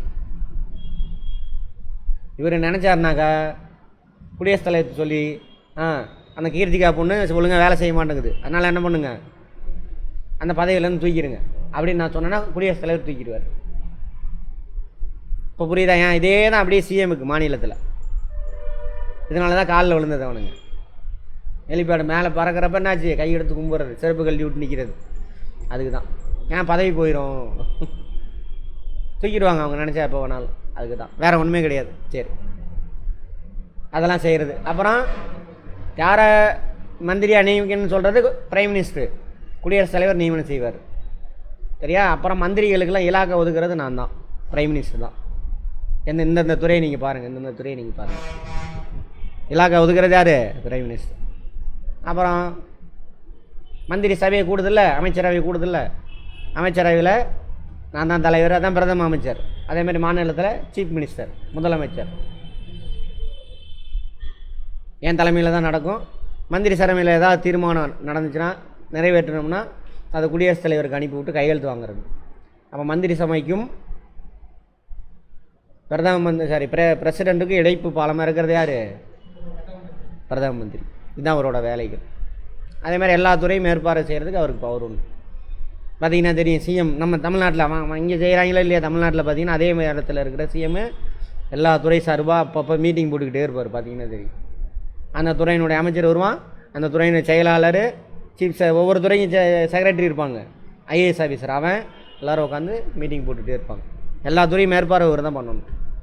ஒன்றிய அரசாங்கத்தில் பிரைம் மினிஸ்டர் அங்கே நடக்குதா இல்லையானே தெரில, எப்படி பில்லை பாஸ் பண்ணுறான் என்னன்னே தெரில. அது பாட்டில் நடக்குது, எங்கேருந்து பில்லு ரெடியாகி வருது, பாஸ் பண்ணுறாங்க. ஓகேவா? அங்கே பாருங்க, மத்திய அமைச்சரவைக்கும் குடியரசுத் தலைவருக்கு இணைப்பு பாலமாக இருக்கிறது. அமைச்சருக்கான இலாக்காவை ஒதுக்கீடு செய்தல், அமைச்சரை நீக்க குடியரசுத் தலைவருக்கு அறிவுரை வழங்குதல், எல்லா துறையும் மேற்பார்வை செய்தல். அதில் அடுத்தது பதவி எப்படி சார் காலியாகும்? ராஜினாமா செய்யலாம். அவர் குடியரசுத் தலைவர் ராஜினாமா கடிதத்தை கொடுப்பாரு. ஓகேவா? பெரும்பான்மையான உறுப்பினர் ஆதரவு இழந்துட்டார், ஆட்டோமேட்டிக்காக என்ன ஆயிரும், பதவி போயிடும். அப்போ கூப்பிட்டு சொல்லுவார், உனக்கு பெரும்பான்மை இருக்கா அப்படிங்க, இருக்குது நிரூபி அப்படிம்பார். அப்போ எனக்கு யாருங்க பெரும்பான்மை, எனக்கு ஆதரவு நிரூபிச்சிட்டேன், பெரும்பான்மை உறுப்பினர் எனக்கு சப்போர்ட் கொடுத்தா நான் திரும்பவும் பிரைம் மினிஸ்டராக கண்டினியூ ஆகும், இல்லைன்னா என்ன ஆயிடுச்சு, பதவி போயிடும். இவருக்கு பெரும்பான்மை உறுப்பினர் ஆதரவு இல்லைங்க, இவர் மேலே எங்களுக்கு நம்பிக்கை இல்லை அப்படின்னு எதிர்கட்சி தலைவர் என்ன பண்ணலாம், எதிர்கட்சி தலைவர் நம்பிக்கையில்லா தீர்மானத்தை கொண்டு வருவாங்க. No confident motion. ஒரு ஆட்சி செய்கிறது சரியில்லை, ஒரு பெரும்பான்மை உறுப்பினருடைய ஆதரவு இருக்குதா இல்லையான்னு எனக்கு நம்பிக்கை இல்லை அப்படின்னு கொண்டு வருவாங்க. அப்போ அதுக்கு பேர் தானே இது நம்பிக்கை இல்லா தீர்மானம். யார் கொண்டு வருவா நம்பிக்கை இல்லா தீர்மானத்தை? எந்த வகையில் கொண்டு வரணும்? மக்களவையில் அங்கே தானே பெரும்பான்மை உறுப்பினர் ஆதரவு வேணும் இருக்குது பிரைம் மினிஸ்டராக தொடர்றதுக்கு. இதெல்லாம் கேள்வி மாற்றி நான் கொடுத்துருவான். 4 ஆப்ஷனு சும்மா எழுத சொன்னால் ஏதோ ஒன்று எழுதிட்டு வரீங்க, பாவம் முன்னே மார்க் போட்டுருவாங்க. 4 ஆப்ஷன் இருக்கும். கரெக்டாக கிளியராக படிச்சிருந்தீங்கன்னா தான் எல்லாம் அங்கே கன்ஃபியூஷன் ஆகி தப்பு அடிச்சிடுவோம். தெரிஞ்ச கொஸ்டினே 20 தப்பு சார், 40 தப்பு சார், எல்லாம் படித்த கொஸ்டின் சார், இன்னும் கொஞ்சம் படிச்சிருந்தா பாஸ் ஆகிருக்கலாம் சார், கிளாரிட்டி இல்லைன்னு அர்த்தம். சரியா? ரைட். கிளியராக ஒவ்வொரு வார்த்தையும் புரிஞ்சுக்கோங்க. நம்பிக்கையில்லா தீர்மானம் வெற்றி பெற்றால் அவர் பதவி காலியாயிரும். நம்பிக்கையில்லா தீர்மானம் யாரை கொண்டு வரா? எதிர்கட்சி. நம்பிக்கை இல்லைங்கிறதுக்கு பெரும்பான்மையான அங்கே ஆதரவு தெரிவிச்சிட்டாங்க. அப்போ என்ன ஆயிரும்? அவருக்கு பெரும்பான்மை ஆதரவு இல்லைன்னு அர்த்தம். ஆட்டோமேட்டிக்காக அவருக்கு பதவி போயிடும். அப்புறம் மக்களவையை கலைச்சிட்டாங்கன்னா பதவி போயிடும். 5 வருஷம் ஆயிடுச்சுன்னு வச்சுக்கோங்க. மக்களவை இவருக்கு எலெக்ஷன் கிடையாது. மக்களவைக்கு 5 வருஷத்துக்கு ஒரு தடவை எலெக்ஷன் நடக்கும். மக்களவை எலெக்ஷன் நடந்து 5 வருஷம் ஆயிடுச்சு. எல்லா எம்பிஸ் என்ன பண்ணுவாங்க? வீட்டுக்கு போவாங்க. அப்போ இவரோட பதவி காலியாயிரும். அப்போ டம்மியாக இருப்பார். அவர் தான் அடுத்த எலெக்ஷன் முடிஞ்சு அடுத்த பிரைம் மினிஸ்டர் வர வரைக்கும் இவர் தான் பிரைம் மினிஸ்டர். அந்த காலகட்டத்தில் இருக்கிற மக்களவையை கலைச்சிட்டாங்க. கலைச்சிட்டு எலெக்ஷன் நடக்க போகுது. அந்த காலகட்டத்தில் இவர் தான் டெம்பரவரியானவா இருப்பார், பிரைம் மினிஸ்டராக இருப்பார். அப்போ தான் இவருக்கு பேர் என்னது? காபந்து அரசு. என்னது? காபந்து அரசு. மக்களவை உறுப்பினர்லாம் பதவியில் இல்லாதப்ப இவர் பிரைம் மினிஸ்டராக தொடர்றாரு டெம்பரவரியாக. அதனால் காபந்து அரசாங்கம். அரசாங்கம்னா அமைச்சரவை. காபந்து பிரைம் மினிஸ்டர். இப்போ திட்டம்லாம் போடுறாங்க தப்பு அப்படின்னு எதிர்கட்சிகள்லாம் சொல்லுவாங்க. அப்போ இவங்க எந்த முடிவும் எடுக்க முடியாது. பேருக்கு இருக்கலாம் பிரைம் மினிஸ்டர், அவ்வளோதான். எந்த முடிவும் எடுக்க முடியாது. முக்கியமான முடியலாம் இதுக்கு முன்னாடி எடுத்த முடிவுகளை நம்மளாம் செயல்படுத்தலாம். மற்றபடி புதுசாக எந்த முடிவும் எடுக்க முடியாது, செயல்படுத்த முடியாது. சரியா? கவனிச்சிங்களா? இப்போ எலெக்ஷன் நடந்து முடிஞ்சப்போ கவனிச்சிருந்தீங்கன்னா தெரியும். ரைட். அடுத்தது இறந்து போயிட்டா ஆட்டோமேட்டிக்காக என்ன ஆயிரும்? பதவி காலி ஆயிரும். அவ்வளோதான். அடுத்த அமைச்சரை மட்டும் முடிச்சுட்டு பிரேக் விடலாம். சேம் அப்படியே இங்கே தான் குடியரசுத் தலைவர் தான் நியமனம் செய்வார். பதவி பிரமாணம் இவருக்கும் உங்கள் 2 பேத்துக்குமே அவர் தான் செஞ்சு வைப்பார். அடுத்தது மேலே போகணுமா?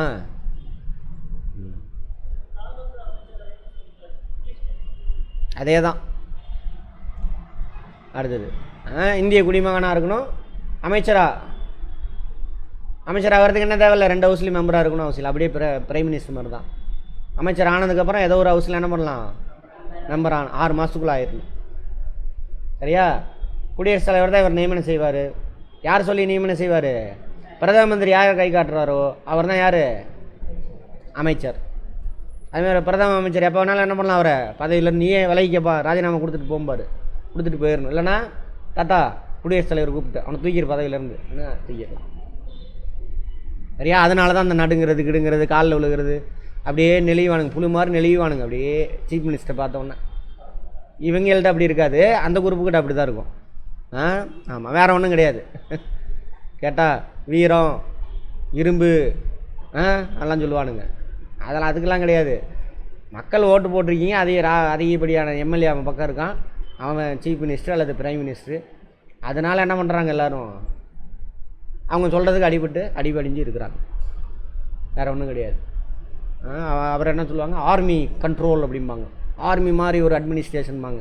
ஒரு மண்ணாங்கட்டியும் கிடையாது. பதையோட தூக்கி போட்டுருவாங்க அதுக்காக. ஆமாம், ஒன்றுங்களா புகழ் தள்ளிக்கிறது அப்படியே. சரி, குடியரசுத் தலைவர் நியமிக்கிறார். யார்? பிரதமரின் அறிவுரையின்படி. இதுதான் அப்படியே மாநிலத்துக்கு. இது அப்படியே படிச்சிங்கன்னா அப்படியே டிட்டோ மாநிலத்தில் அங்கங்கே பிடிச்சிக்கிட்டே வேலை முடிஞ்சு போச்சு. சரி, அமைச்சருடைய பதவி காலம் எவ்வளோ நாள்? குடியரசுத் தலைவர் விரும்புகிற வரைக்கும். எது வரைக்கும் சார் விரும்புவார்? பிரதம மந்திரி சொல்கிற வரைக்கும். அல்லது பிரதம மந்திரியோட பதவி போச்சுன்னா இவங்களோட பதவி அதுவும் சேர்ந்து போயிடும். ஓகேவா? ரைட், அவ்வளோதான். பதவி பிரமாணம் செஞ்சு வைக்கிறது, ரகசிய காப்பு, பதவி பிரமாணம், ஓத் அண்ட் அஃபர்மேஷன் சொல்லுவாங்க இங்கிலீஷில். அதுக்கு பேர் என்னது? அது குடியரசுத் தலைவராக கட்டாயம் அவர் தான் பண்ணி வைக்கணும். பணிகள் கடமைகள் ஒவ்வொரு துறையாக ஒதுக்கி கொடுத்துருவாங்க. அந்த துறைக்கு ஹெட்டு இவங்க தான், மக்களினுடைய ஹெட்டு பிரதிநிதியாக அவங்க தான் இருப்பாங்க. இவருக்குள்ள ஐஏஎஸ் ஆஃபீஸர் இருப்பாங்க. அந்த துறை இப்போ வேளாண் துறையா இவர் தான் ஹெட்டு. அது கீழே ஒரு ஐஏஎஸ் ஆஃபீஸர் வந்து செக்ரட்டரியாக இருப்பான். ஐஏஎஸ் ஆஃபீஸர் அவன்கிட்ட ஸ்கீமெல்லாம் இதெல்லாம் டேட்டா எல்லாம் இவன் சொல்கிற வேலையை செஞ்சு கொடுக்குறோன்னு தான் ஐஏஎஸ் ஆஃபீஸர். மக்களுக்காக தான் எல்லாம் டான் டக்கர்லாம் கிடையாது. மக்களுக்காக ஒர்க் பண்ணணும். இந்த ஸ்கீம் டேட்டா ரெடி பண்ணி எடுத்துகிட்டு வயாம்பரு. எடுத்துகிட்டு வந்தோடனே இல்லை இதை மாற்று எல்லாம் அறிவு இருக்கிறவன் செய்வான். அறிவு இல்லாதவன் ஐஏஎஸ் ஆஃபீஸர் என்ன சொல்கிறான்னா அதை செஞ்சுட்டு போயிடுவானுங்க. அந்த குரூப்பு இந்த குரூப்பு புரிஞ்சுக்கோங்க. ரைட். அப்புறம் இப்போ வேளாண் துறையை நான் இந்த ஸ்கீம்லாம் செய்ய போகிறேன் அப்படின்னு பிளானை ரெடி பண்ணுவாங்க. ரெடி பண்ணிவிட்டு பாருங்கள், இது கவர்மெண்ட்டோட செட்டப்பை புரிஞ்சுக்கோங்க. அமைச்சரவை இப்போ வேளாண் துறை அமைச்சருக்கு அது தனி டிபார்ட்மெண்ட்டு. இவர் வேளாண் துறையில் ஏதோ ஒரு ஸ்கீம் இன்சூரன்ஸ் அது மாதிரி ஏதோ கொண்டு வரேன்னு வச்சுக்கோங்க. டேட்டாலாம் ரெடி பண்ணி அதுக்கு எவ்வளோ பணம் செலவாகும் எல்லா டீட்டெயில் ரெடி பண்ணணும். ஸ்கீம் இது பண்ணணும் அமைச்சர் சொல்லிடுவார். அந்த டேட்டாலாம் ரெடி பண்ணுறது யார்? முடியுமா முடியாத, எவ்வளோ விவசாயி இருக்கான், எவ்வளோ பேத்துக்கு எவ்வளோ செலவாகும், எல்லா டேட்டா யார் எடுக்கணும்? செக்ரட்டரி கீழே உள்ள எம்ப்ளாயிஸை வச்சு, அதை வேளாண் துறையில் இருக்காங்களா கடைநிலை ஊழியர், அவங்கள்ட்ட டேட்டாலாம் வாங்கி ரெடி பண்ணுவாங்க. அதுதான் அவனோட வேலை. அதனால தான் அவனுக்கு பேர் பியூரோக்ராட்ஸ். அரசாங்கத்தோட மூளையாக செயல்படுறவன் தான் யார்? பியூரோக்ராட்ஸ். திட்டம் கொண்டு வரது மக்கள் பிரதிநிதிகள். அதுக்கு எல்லா டேட்டா கீட்டெல்லாம் கொடுக்குறவன் யார்? இவனுங்க. அதில் டாப் ஆர்டரில் இருக்கக்கூடிய அரசு அதிகாரின்னே சொல்லக்கூடாது, அரசு பணியாளர் இருக்காங்க இல்லையா மேலே உயர் மட்டத்தில், அவன் தான் வந்து பியூரோக்ராட்ஸ். ஐஏஎஸ் ஐபிஎஸ் அவங்களாம் இருக்காங்களே, குரூப் 1 ஆஃபீஸர்ஸு, அவங்களாம் அவன் ரெடி பண்ணி கொடுப்பாங்க. அதை அமைச்சர் எடுத்துகிட்டு அமைச்சரவை கொண்டு போவார். அமைச்சரவை என்னைக்கு கொடுத்தோ அன்றைக்கி போவாங்க. அமைச்சர்லாம் உட்காந்து அதை டிஸ்கஸ் பண்ணுவாங்க. ஃபஸ்ட்டு சிஎம்முக்கு பிடிச்சிருந்தாக்கா அதை செஞ்சுருவாங்க, பிரச்சனையே இல்லை. இருந்தாலும் அமைச்சர்கள்லாம் என்ன பண்ணணும்? அவங்கவுங்களுடைய ஐடியாவை கொடுக்கணும். இது இப்படி சொல்லியிருக்கீங்க. அதேமாதிரி நிதி அமைச்சரோட முக்கியமான பங்கு இருக்குது. ஏன்னா அவனன்றி என்ன ஆகுது? ஓரணுவும் அசையாது. இந்த ஸ்கீம் செயல்படுதுன்னா எத்தனை கோடி ரூபா வேணுங்க, நிதி அமைச்சர் பார்ப்பார். சிஎம் சொல்லணும், சிஎம் அங்கே பிஎம் சொல்லணும், பார்த்துப்பா பண்ணி கொடு அப்படின்னு.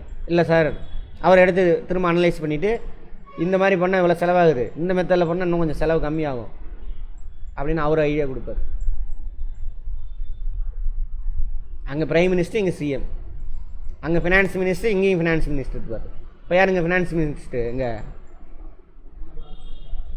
தங்கம் தென்னரசு.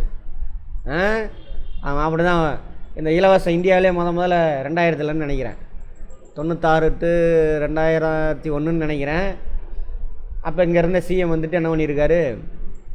அப்போ தான் சிலிண்டர் முதல்ல கேஸ் அடுப்பு சிலிண்டர், இலவச கேஸ் அடுப்பு சிலிண்டர் கொடுக்குறாரு. எப்பயுமே நிதி பற்றாக்குறை தான், கொடுக்க மாட்டானுங்க அவனுங்க ஒன்றிய அரசாங்கம். அப்போ வந்துட்டு அமைச்சர் சொல்லியிருக்காங்க, அமைச்சராக யாரோ நிதி அமைச்சராக யாரோ, ஐயா இந்த மாதிரி நிதி பற்றாக்குறை இருக்குல்ல நமக்கு, அதனால் என்ன பண்ணுவோம், 2 அடுப்பு வச்சு அடுப்பு கொடுத்தோம்னாக்கா செலவு டபுள் ஆகுது, ஒரு அடுப்பு கொடுத்தோம்னா என்ன ஆயிரும்? பாதியாக குறைஞ்சிடல அப்படின்னாங்க. போடா முட்டாள் அப்படின்னாராமா. அப்படி திண்டாரா என்னன்னு தெரில, ஆனால் திட்டியிருக்காரு, போடா முட்டாள் அப்படின்ட்டு. விறகடுப்பில் மணிக்கணக்காக அடுப்பில் உட்காந்து வேலை செய்கிறாங்க இந்த பெண்கள் தான் நான் இந்த திட்டத்தையே கொண்டு வந்தேன். அதில் ஒரு அடுப்பு கொடுத்தான்னா ஆகும், லேட்டாகும், அந்த சமைச்சிட்டு நின்றுணும். அப்போ வீட்டை விட்டு வெளியிலே வர முடியாது. சீக்கிரம் சமையல் செஞ்சுட்டு அவங்க வெளியில் வரணும். பெண்கள் வெளியில் வந்தால் தான் படிக்க போவாங்க, உலகத்தை தெரிஞ்சுக்குவாங்க, அப்போ தான் நாடு முன்னேறும். அதுக்காக சொல்லிகிட்டு இருக்கேன். நீ என்னென்னா பணத்தை பற்றி பேசிகிட்டு இருக்க, போய் ஸ்கீமை இம்ப்ளிமெண்ட் பண்ணு அப்படின்னாராமா. யார் பண்ணியிருப்பா? அதனால தான் இன்றைக்கி தமிழ்நாட்டில் இவ்வளோ பெண்கள் படிக்க வரீங்க, எல்லாமே முக்கியமான காரணம். சரியா? சரி, அந்த மாதிரி அதுக்கப்புறம் கவனிங்க. இப்போ இங்கே போட்டாச்சா அமைச்சரவையில். இப்போது ஆல்ரெடி அதுக்கு சம்மந்தமாக சட்டம் இருந்தது அப்படின்னா அமைச்சரவை தீர்மானம் போட்டாங்கன்னா வேலை முடிஞ்சு போச்சு. அதான் ஜிஓன்னு சொல்லுவாங்க, கவர்மெண்ட் ஆர்டர். நல்லா புரிஞ்சுக்கணும் இதெல்லாம். கவர்மெண்ட் ஆர்டர், அமைச்சரவை அந்த கொடுத்துருவாங்க. இப்போது ரைட், தீர்மானம் நிறைவேற்றியாச்சு, அமைச்சரவையில் தீர்மானம் நிறைவேற்றியாச்சு, ஓகே. முன்னாடியே அதாவது பார்லிமெண்ட்டு, அதாவது சட்டம் இயற்றும் துறையில், ஒன்றிய அரசாங்கம்னா பார்லிமெண்ட்டு, மாநில அரசாங்கன்னது சட்டப்பேரவையில். அங்கேருந்து அதுக்கு சம்மந்தமான சட்டம் முன்கூட்டியே அங்கேருந்து போடப்பட்டிருந்தால் சரிப்பா போய் இம்ப்ளிமெண்ட் பண்ணுன்னு வேளாண் துறை அமைச்சர்கிட்ட கொடுத்துருவாங்க. அவங்க போய் என்ன பண்ணுவாங்க, அந்த சட்டத்தை இம்ப்ளிமெண்ட் பண்ணி ஆர்டர் போடுவாங்க அந்த இலாக்காவில். அதுக்கு பேர் தானே இது ஜிஓ, கவர்மெண்ட் ஆர்டர். இல்லை இதுக்கு முன்னாடி பார்லிமெண்ட்லேயோ மாநிலத்தில் சட்டப்பேரவையிலையோ மாநில அரசாங்கமாக இருந்தால் அங்கே பர்மிஷன் வாங்கலை அப்படின்னாக்கா உடனே அமைச்சரவையில் தீர்மானம் போட்டு அந்த பில், அதுக்கு பேர் தான் மசோதா. இது இந்த ஸ்கீமை நம்ம செயல்படுத்த போகிறோம் அப்படின்னு ஒரு எழுதப்பட்ட ஆவணம் இருக்குல்ல, அதுக்கு பேர் தான் மசோதா. யசோதா கிடையாது, மசோதா. இங்கிலீஷில் என்னமா பில்லு, ஹோட்டல் பில்லு கிடையாது, காய்கறி பில் கிடையாது, இது பில். சட்டமாக மாறுவதற்கு முன்னாடி எழுதப்பட்ட ஆவணம், அதுக்கு பேர் தானே அது மசோதா பில். அது ஏதோ ஒரு ஹவுஸில் இன்ட்ரடியூஸ் ஆகும், பெரும்பான்மை உறுப்பினர் பாஸ் ஆகி சம்மதம் தெரிவிச்சிடும். அது பெரிய ப்ரொசீஜர். இவனுக்கு சாதாரணமாக ஒரு நாளில் பாஸ் பண்ணுறானுங்க, அப்படிலாம் பண்ணவே கூடாது. அது அப்புறம் நான் சொல்கிறேன் அது எப்படி பண்ணணும் அப்படின்ட்டு. ஏதோ ஒரு ஹவுஸில் இன்ட்ரடியூஸ் பண்ணுவாங்க, பெரும்பான்மை உறுப்பினர் பாஸ் பண்ணி, இங்கேயே சொல்லிடுறேன்னு அது எதுக்கு எழுதிக்கிட்டு. ஃபஸ்ட்டு அந்த ஹவுஸில் இன்ட்ரடியூஸ் பண்ணுவாங்க அந்த பில்லை. அந்த கன்சர்ன் அமைச்சர் தான் இன்ட்ரடியூஸ் பண்ணுவார். அமைச்சர் இல்லாதவங்களும் இன்ட்ரடியூஸ் பண்ணலாம். அமைச்சர் இன்ட்ரடியூஸ் பண்ணால் அதுக்கு பேர் அரசு மசோதா, கவர்மெண்ட் பில். அவன் தானே செயல்படுத்துகிறவன். அப்படி அமைச்சர் இல்லாமல் வேறு யாராவது ஒரு எம்பி ஒரு பில்லை பாஸ் பண்ணோன்னா அதுக்கு வந்துட்டு தனியார் மசோதா, ப்ரைவேட் பில் அப்படிம்பாங்க. இப்போ பார்த்தீங்கன்னா கூட தெரியும், வில்சனா திமுக எம்பி, அவர் ஒரு பில்லு கொண்டு வந்திருக்காரு அங்கே. அதுக்கு முன்னாடி தனியார் மசோதா, இவன் யார், திருச்சி சிவாவா யாரோ ஒருத்தர், அவர் ஒரு தனியார் மசோதா கொண்டு வந்து திருநங்கைகளுக்காக 2 ஹவுஸ்லையும் பாஸ் ஆகி சட்டமாகவே மாறிடுச்சு. ரொம்ப முக்கியமானதுனால ஆளுங்கட்சியும் ஏற்றுக்கிட்டாங்க அந்த மாதிரி. ஸோ மந்திரி கொண்டு வந்தார்னாக்கா மந்திரி சபையிலேருந்து பாஸ் ஆகி அங்கே வந்திருக்கும். ஸோ அது வந்து அரசு மசோதா. ஃபஸ்ட்டு அந்த ஹவுஸில் இன்ட்ரடியூஸ் பண்ணோன்னே அவர் தான் இந்த மாதிரிலாம் ஸ்கீம் கொண்டு வர போகிறாங்கன்னு வாசிப்பார். வாசிட்டு சும்மா ஒரு 5 நிமிஷம் அதை கொடுத்துருவாங்க. எல்லோரும் அதை ஒரு காப்பி எல்லார் டேபிள்லையும் இருக்கும். அதுக்கப்புறம் அனைத்து கட்சி உறுப்பினர் கொண்ட ஒரு குழு அமைப்பாங்க. அந்த குழுக்கிட்ட கொடுப்பாங்க. அதை 10 பேரோ 15 பேரோ இதை தரவாக படித்து என்ன ப்ளஸ்ஸு மைனஸு வேறு என்ன ஆல்ட்ரு பண்ணலாமா வேண்டாமான்னு பார்த்துட்டு வாங்க அப்படின்னு கொடுத்துருவாங்க. எல்லா கட்சிக்காரங்களும் உட்காந்து மீட்டிங் நடக்குங்க டெய்லியும். அதை படிப்பாங்க தரவாக. இது ப்ளஸ்ஸு மைனஸ் எல்லாம் டிஸ்கஸ் பண்ணி லிஸ்ட் எடுப்பாங்க. இதெல்லாம் ப்ளஸ்ஸு இதெல்லாம் மைனஸ் அப்படின்னு. இது நடக்கும், மாதக்கணக்கில் நடக்கும். உடனேலாம் முடியாது. இப்படி தான் மசோதா நிறைவேற்றணும். ஆனால் இந்த ராஸ்கல் பசங்க ஒரு நாளில் மசோதா வேணுங்களாம் கூண்டோட அள்ளி வெளியில் எரிஞ்சிட்டு மசோதா நிறைவேற்றானுங்க ஒன்றியத்தில், பார்லிமெண்ட்டில். கவனிச்சிங்களா? மக்களுக்கு இதெல்லாம் தெரியாதுன்னு அவனுக்கு நல்லா தெரியும், அதனால் எல்லா வேலையும் பண்ணுறானுங்க. எதிர்கட்சி கேள்வி கேட்டாக்கா மக்களுக்கு தான் ஒன்றும் தெரியல, நமக்கு என்ன வயிறு அன்றைக்கி சோறு ரொம்பனா வயிறு ரொம்பனா சரி போயிட்டே இருக்கிறோம். இன்றைக்கி என் தேவை முடிஞ்சா அப்படின்னு போயிட்டே இருக்கும். சரி, அப்புறம் என்ன ஆகும், அவங்க டிஸ்கஸ் பண்ணி ப்ளஸ் மைனஸ்லாம் எடுத்து என்ன பண்ணுவாங்க, அந்த பார்லிமெண்ட்ரி கமிட்டின்னு சொல்லுவாங்க. அது எல்லார் டேபிளையும் வைப்பாங்க ஒரு நாள். அடுத்த செஷன்லையோ அதுக்கு அடுத்த செஷன்லையோ 6 மாதம் கழிச்சு 1 வருஷம் கழிச்சு கூட. அப்புறம் எல்லோரும் படிச்சுப்பாங்க மெம்பர்லாம். அதோட ஸ்னாப்சீஸ் வந்துடும். அப்புறம் விவாதம் நடத்துவாங்க ஆளுங்கட்சி எதிர்கட்சியும். இந்த பாருங்கள், இந்த மைனஸ் இருக்குது மாற்றுங்க, இதை இப்படி பண்ணால் இன்னும் செலவு குறையும், இன்னும் இதை இப்படி பண்ணிங்கன்னா இன்னும் கொஞ்சம் இவ்வளோ மக்களுக்கு போய் சேரும், நிறைய பேர்த்துக்கு போய் சேரும், எல்லாம் டிஸ்கஸ் பண்ணுவாங்க. அதில் நல்ல கருத்துலாம் இருந்ததுன்னா என்ன பண்ணணும், எதிர்கட்சி சொன்னாலும் அப்படியே வாங்கிக்கணும். வாங்கி அதில் ஆல்ட்ரு பண்ணி இதில் நடக்கும் ப்ராசஸ், பெரிய ப்ராசஸ். விவாதம் நடக்குன்னா ஒரு சில விவாதம் நைட்டு வரைக்கும் நடக்கும். முக்கியமான பில்லெல்லாம் இதெல்லாம் ஆல்ட்ரு பண்ணி கொண்டுட்டு வருவார் அமைச்சர். நீங்கள் சொன்னதெல்லாம் இதெல்லாம் பண்ணியிருக்கோம், இல்லை பண்ண முடியாது, ஏதோ ஒன்று சொல்லுவாங்க. அப்புறம் வெளியிடுவாங்க. இந்த மசோதாவுக்கு எத்தனை பேர் ஆதரவு தெரிவிக்கிறீங்க, பெரும்பான்மை உறுப்பினர் ஆதரவு தெரிவித்தாங்கன்னா அந்த மசோதா அங்கே பாஸ் ஆகிடுச்சு. அதே மாதிரி அடுத்து இதுக்கு போகும். அங்கே தான் முன்னாடி இங்கே குழு போட்டு அதெல்லாம் ஆய்வு செஞ்சாச்சுல, அந்த ப்ளஸ்ஸு மைனஸ்லாம் அங்கேயும் வைப்பாங்க. அங்கே டிஸ்கஷன் நடக்கும். தேவைப்பட்ட அங்கேயும் தனியாக குழு போட்டு திரும்ப அந்த உறுப்பினர் டீட்டெயிலாக பார்த்துட்டு வருவாங்க. அப்புறம் இதே ப்ராசஸ் அவங்க கொண்டு வந்து ப்ளஸ் மைனஸ்லாம் அந்த குழு என்ன பண்ணுவாங்க, எல்லா மெம்பர் டேபிளில் வைப்பாங்க, டிஸ்கஷன் நடக்கும். அதுக்கப்புறம் ஆல்ட்ரேஷன் பண்ணுறதெல்லாம் பண்ணி மந்திரி மீண்டும் இன்ட்ரடியூஸ் பண்ணுவார். தேர்ட் இன்ட்ரொடக்ஷன் நினைக்கிறேன், செகண்ட் இன்ட்ரொடக்ஷன் பண்ணி எத்தனை பேர் ஆதரவு தெரிவிக்கிறீங்க இந்த மசோதாவுக்கு. பெரிய ப்ராசஸ் 6 மாதம்லாம் கூட நடக்கும், 1 வருஷம் 2 வருஷம்லாம் கூட நடக்கும். உண்மையாக நடந்தால் அப்படி தான் நடக்கும். அங்கே பாஸ் ஆகிடுச்சு. பெரும்பான்மையான உறுப்பினர் ஆதரவு தெரிவித்தாங்கன்னா அந்த ஹவுஸ்லேயும் பாஸ் ஆகிடுச்சு. அப்பயும் அதுக்கு பேர் என்னது, பில்லு தான், மசோதா தான். இன்னொரு ஆள் இருக்கார், யார் பேரில் வேலையெல்லாம் நடக்குது, அவர்கிட்ட போகும். அவர் தானே கையெழுத்து போடணும். ஒன்றிய அரசாங்கத்தில் எந்த வேலை நடந்தாலும் அவர் கையெழுத்து இல்லாமல் நடக்காது. குடியரசுத் தலைவர்கிட்ட போகும். சரியா? குடியரசுத் தலைவர்கிட்ட போகும். அவர் எந்த அணியும் முடுங்க முடியாது. கண்ணை மூடிட்டு என்ன பண்ணலாம், கையெழுத்து போட்டு அனுப்பிடணும். அதுதான் ப்ரொசீஜர். சரியா? திரும்ப அனுப்புறது, மறுப்பு தெரிவிக்கிறது, இதெல்லாம் வேறு மாதிரி பயன்படுத்துன்னு உனக்கு தப்பாக பயன்படுத்துகிறாங்க. அமெரிக்காவில் உள்ளதை அப்படியே ஃபாலோ பண்ணுறாங்க. அமெரிக்காவில் ஒரிஜினல் குடியரசுத் தலைவர் அவர் தான், பிரைம் மினிஸ்டர் அவர் தான் குடியரசுத் தலைவர். இது டம்மி குடியரசுத் தலைவர். அதை இங்கே எடுத்துக்கிட்டு ஆட்டிகிட்டு கிடக்குறாங்க. திரும்ப அனுப்பலாம். எப்போ அனுப்பலாம் அப்படின்னா, இப்போ நான் பிரைம் மினிஸ்டராக இருக்கேன், ஒரு பில்லு பாஸ் ஆகி அங்கே போயிடுச்சு, திடீர்னு என்ன ஆகிட்டேன், என்னோடய ஆட்சி கவுந்துருச்சு. அப்போ அவர் கையில் போட மாட்டார், வச்சுருப்பார் அப்படியே. நான் பிரைம் மினிஸ்டராக இருந்து பில்லு பாஸ் ஆகி போகுது, குடியரசுத் தலைவர் கேட்பார் என்கிட்ட, கையெழுத்து போட்டுமா அப்படின்னு. போடுப்பா, ஏன்னா நான் தானே பாஸ் பண்ணியிருக்கேன். இல்லை தனியார் மசோதா வந்து பாஸ் ஆகி போயிடுச்சு, எனக்கு பிடிக்கல. அப்போ பிரசிடென்ட் கேட்பார், அப்போ என்னப்பா எதிர்கட்சிக்காரன் ஒரு மசோதா பாஸ் பண்ணி கொண்டு வந்திருக்கேன், என்ன பண்ணிட்டோம், கையெழுத்து போட்டால் வேணாமா, போட்டு போனால் போட்டுருவார். இல்லை ரிட்டன் அனுப்பிடு, இல்லை பேசாமல் எடுத்து ஓரமாக வச்சிரு அப்படின்னு யார் சொல்லணும்? பிரைம் மினிஸ்டர் சொன்னால் தான் செய்யணும். குடியரசுத் தலைவருக்கு எந்த பவரும் கிடையாது. இப்போ நான் ஒரு மசோதா, நான் பிரைம் மினிஸ்டர், மசோதா பாஸ் ஆகி போயிடுச்சு, நான் என் பதவி போயிடுச்சு, அப்போ நான் பேசாமல் வச்சுருந்தேன். யார்? குடியரசுத் தலைவர் கையெழுத்து போடக்கூடாது. அடுத்து யார் பிரைம் மினிஸ்டர் ஆகிறாரோ அவர்கிட்ட கேட்கணும், தம்பி பாரு அந்த ஆள் பாஸ் பண்ணி அனுப்புனா என்ன பண்ணிட்டோம், நீ தான் செயல்படுத்தணும், கையெழுத்து போட்டால் வேணாமான்னு கேட்கணும். அவர் கையெழுத்து போடு அப்படின்னா கையெழுத்து போடுவார். இல்லை அந்த பில்லை திரும்ப எனக்கு அனுப்பு, நான் கொஞ்சம் ஆல்ட்ரு பண்ணிக்கிறேன் எனக்கு தகுந்த மாதிரி அப்படின்னா ரிட்டன் அனுப்பிடுவார். அப்போ தான் அது ரிட்டன் அனுப்பணும். இதுக்கு பேர் தான் மறுப்பு தெரிவிப்புங்க அதிகாரம்னு சொன்னாங்க, வீட்டோ பவர் அப்படிம்பாங்க.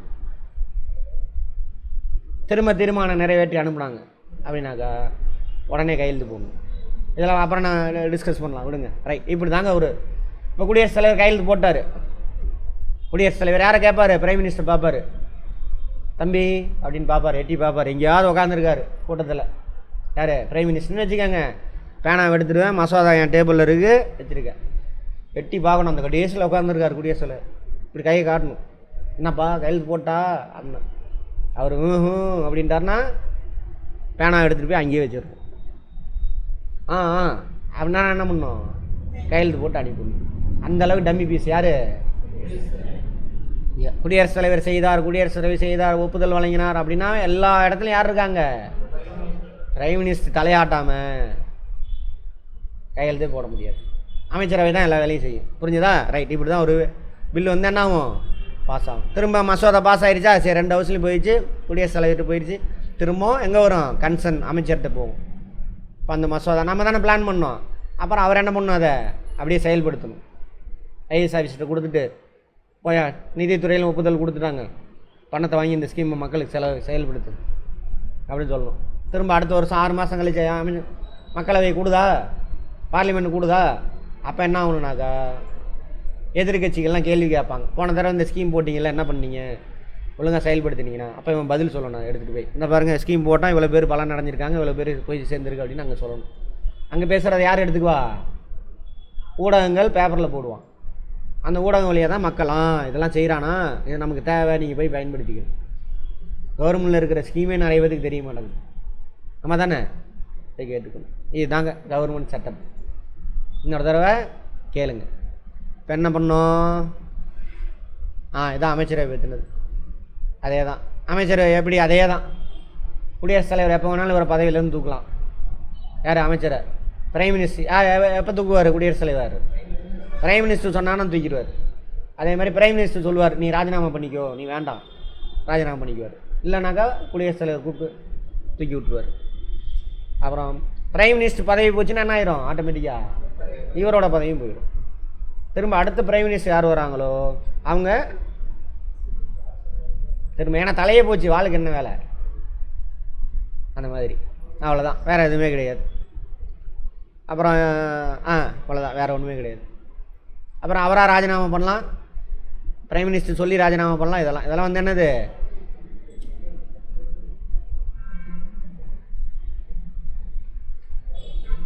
பிரதம அமைச்சர், அமைச்சர்கள் சம்பந்தமான தகுதிகள், எப்படி செயல்படுறாங்க, என்ன ஏது, எல்லாமே யாருக்காக ஒர்க் பண்ணுறாங்க?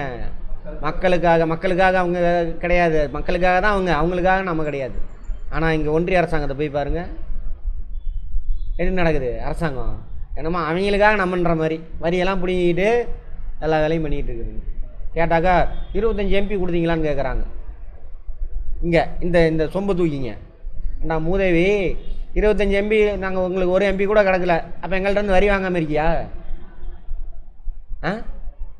வரி மட்டும் வாங்கிக்குவ, நிவாரணம் கொடுக்க மாட்டேன், எதுவும் கொடுக்க மாட்டேன். எப்படி நியாயமா?